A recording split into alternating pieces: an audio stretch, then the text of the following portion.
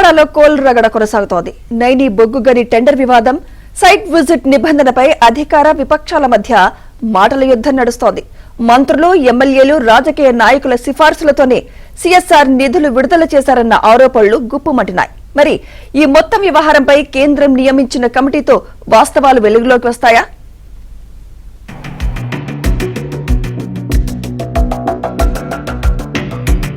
సింగరేణి వ్యవహారాల్లో లొసుగులను తేల్చేందుకు కేంద్రం నడుం బిగించింది.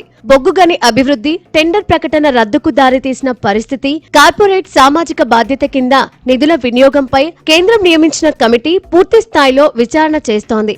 ఎమ్మెల్యేలు, మంత్రులు, రాజకీయ నాయకుల సిఫార్సులతో సిఎస్ఆర్ నిధులు మంజూరు చేశారన్న ప్రతిపక్షాల ఆరోపణలపై లోతైన విచారణ జరుపుతోంది. గని విజిట్ సర్టిఫికేట్ నిబంధనపై, టెండర్ దాఖలుకు సర్టిఫికేట్ ఇవ్వకపోవడంపై సింగరేణి అధికారులను కమిటీ ప్రశ్నించినట్లు తెలుస్తోంది. కేంద్ర కమిటీ విచారణలో వాస్తవాలన్నీ వెలుగు చూసే అవకాశం ఉందంటున్నారు విశ్లేషకులు.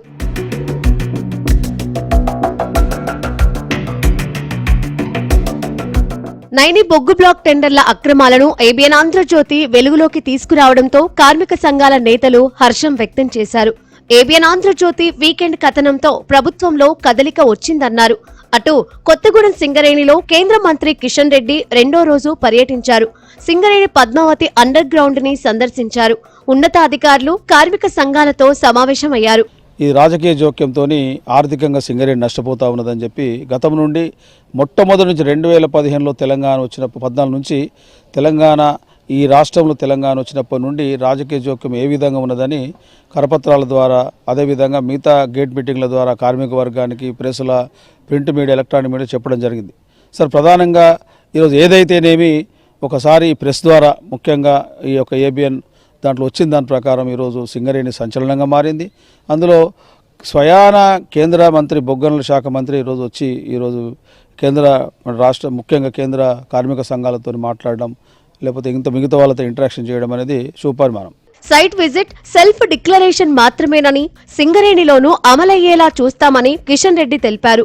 సైట్ విజిట్ లోపాలపై సమీక్ష చేశామని, నిబంధనలు మారుస్తామన్నారు. అలాగే సింగరేణిలోని ఆరోపణలపై అంతర్గత సమీక్ష, టెండర్ల రద్దుపై కేంద్ర బృందం నివేదిక రాగానే చట్ట ప్రకారం చర్యలు ఉంటాయని కిషన్ రెడ్డి స్పష్టం చేశారు. ఇంతకుముందే దానికి సంబంధించినటువంటి ఢిల్లీ నుంచి మా టీం వచ్చింది. టెండర్లు రద్దు చేయడానికి ఎందుకు సమస్యలు వచ్చినాయి, రద్దు చేయాల్సినటువంటి పరిస్థితి ఎందుకు వచ్చిందనే విషయం కూడా మేము చర్చించాము. ఆ నివేదిక కూడా నాకు ఇస్తారు. సైట్ విజిట్ అనేది ఒకటి నేను స్పష్టం చేయాల్సుకుంటున్నాను. సైట్ విజిట్ అనేటువంటిది మా కోల్ ఇండియాలో కూడా ఉంది. అనేక సెక్టార్లలో సైట్ విజిట్ ఉంది. ఎందుకంటే కొన్ని కంపెనీలు ఏసీ రూమ్లలో కూర్చొని ల్యాండ్ ఎక్కడ ఉంది, అది ఫారెస్ట్ ల్యాండా, గుట్టలు ఉన్నాయా, నదులు ఉన్నాయా, వీణలు ఉన్నాయా, వంకలు ఉన్నాయా చూడకరు. అక్కడ అసలు మరి రోడ్డు కనెక్టివిటీ ఉందా, పవర్ కనెక్టివిటీ ఉందా, ఏమీ చూడకుండా మరి ఏసీ రూమ్లలో కూర్చొని టెండర్లు వేస్తే అల్టిమేట్గా టెండర్ వచ్చిన తర్వాత టెండర్ పనులు ఆలస్యమైతే నష్టపోయేది సమాజం, దేశం. సింగరేణి సంస్థల్లో టెండర్ల కేటాయింపులపై విచారణకు సిద్ధమన్న భట్టి వ్యాఖ్యలకు హరీష్ రావు కౌంటర్ ఇచ్చారు. సింగరేణి స్కామ్ లో రేవంత్ రెడ్డే లబ్ధిదారుడని, సిబిఐ లేదా సుప్రీంకోర్టు జడ్జితో విచారణ జరిపించాలని డిమాండ్ చేశారు. సైట్ విజిట్ విధానాన్ని తీసుకొచ్చింది కాంగ్రెసేనని భట్టి నిజాలను ఒప్పుకోవాలన్నారు హరీష్.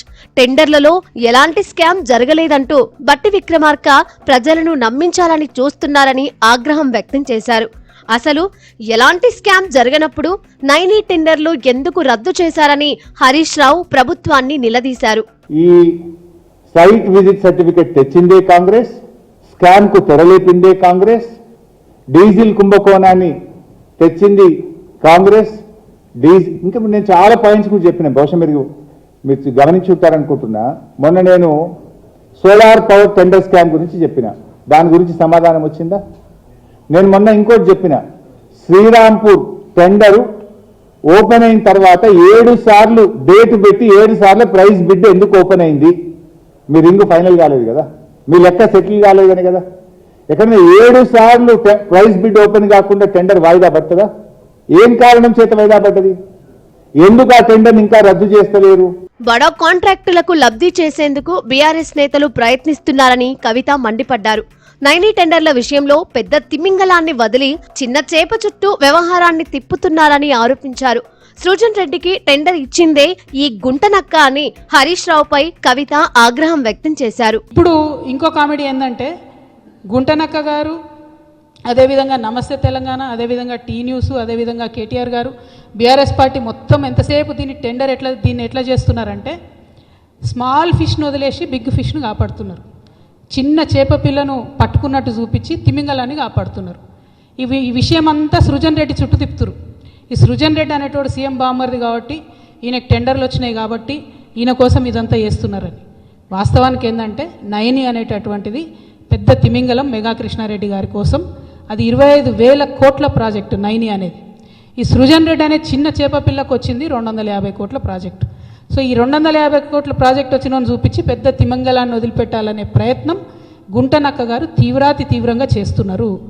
తెలంగాణను 10 ఏళ్ల పాటు కేసీఆర్ కుటుంబం అడ్డగోలుగా దోచుకుందన్నారు కాంగ్రెస్ ఎమ్మెల్సీ అద్దంకి దయాకర్. గత ప్రభుత్వం కేసీఆర్ రాజ్యాంగాన్ని అమలు చేసిందని ఆరోపించారు. కక్ష సాధింపు చర్యలకు కాంగ్రెస్ ప్రభుత్వం పాల్పడబోదన్నారు అద్దంకి దయాకర్. చట్టాన్ని, న్యాయాన్ని గౌరవిస్తామన్నారు. బ్లాక్స్ సైట్ విజిట్ అనేది అందరికీ ప్రవేశం కల్పించిన అర్హత గల్లోళ్ళకి వచ్చినాయి. ఆ అర్హత గల్లోళ్ళు కూడా బీఆర్ఎస్ వాళ్ళే కదా.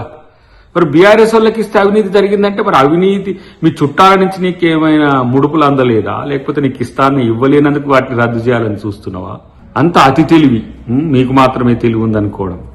దాంట్లో మళ్ళీ బట్టి గారి మధ్యన పెట్టేసి రేవంత్ రెడ్డి గారికి ఏం చెప్తారు, రేవంత్ రెడ్డి గారికి మీ బామ్మ అది ఇట్లా చెప్తుండంటారా? అరే బాబు, అసలు ఆడ అవినీతే లేదంటే నీలాంటి సొంటికాయగాలు చెప్పిన దాన్ని ఎందుకు పట్టించుకుంటాడు ముఖ్యమంత్రి? బొగ్గుగనిలో జరిగిన అక్రమాలపై నిజాలను నిగ్గు తేల్చారని, రాజకీయ నాయకుల సిఫార్సులతో సిఎస్ఆర్ నిధుల మంజూరుపై కేంద్ర కమిటీ లోతైన విచారణ జరపాలని కోరుతున్నారు.